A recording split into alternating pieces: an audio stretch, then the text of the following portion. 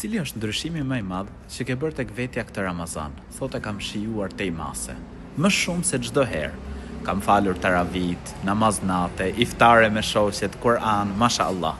Allahu ju rujt, Allahu ju forcoft. Patjetër që besimtarja nuk duhet të ndalet. Edhe pas Ramazanit me vazhduar me namaz nate, me lexim Kur'ani, me vazhduar me shoqërinë e mirë.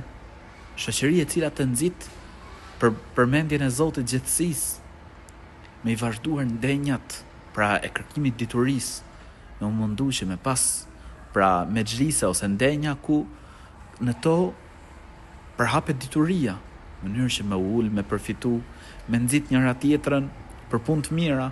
El mar'u ala dini khalilihi, njeriu është në fenë e shokut të tij. Prandaj le të shikoj çdo kush se me kënd shoqërohet. Le të vazhdojnë pra shoqërimi me njerëz të mirë edhe pas Ramazanit. Allahu ju rujt.